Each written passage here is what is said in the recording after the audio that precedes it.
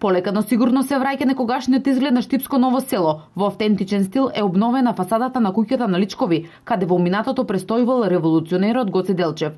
Предходно со средства од државата реставрирана беше Андоновата куќа, истата е претворена во музеј на значајни историски личности од Штип и Штипско. Преку проектот за зачувување на старата градска архитектура ќе бидат реновирани уште 2 куќи, најави денес министерката за култура Елизабета Канчевска-Милевска при работната посета во Штип. Оваа фасада ја одбележува карактеристична за архитектурата на Штип и мене ми е драго што со самото реновирање, значи повторно е вратен тој архитектонски сјај кој што ја поседува оваа куќа. Покрај промоцијата на оваа фасада која што е завршена се издвоени средства од 1.200.000 денари.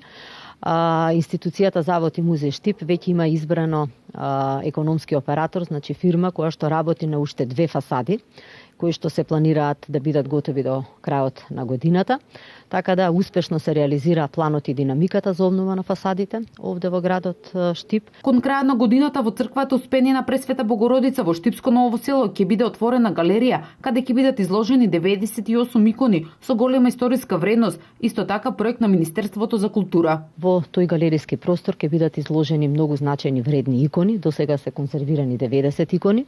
Значи паралелно институцијата ги конзервира останатите икони кои што ќе бидат презентирани во новиот галериски простор на оваа прекрасна црква. Тука ќе имаме и неколку иконостаси, вредни оригинални предмети од црковни обреди, така да и со овој втор галериски простор, значи во црквата Пресвета Богородица, ќе имаат можност граѓаните и посетителите да се запознаат со овие вредни икони, оригинални, со иконостаси, како што кажав, и со голем број на оригинални предмети од црковни обреди. Министерката за култура Канчевска-Милевска при посетата во Штип го посети вториот есенски сајм во организација на Штипската библиотека, каде се изложени 135 тома македонска книжевност и звезди на светската книжевност.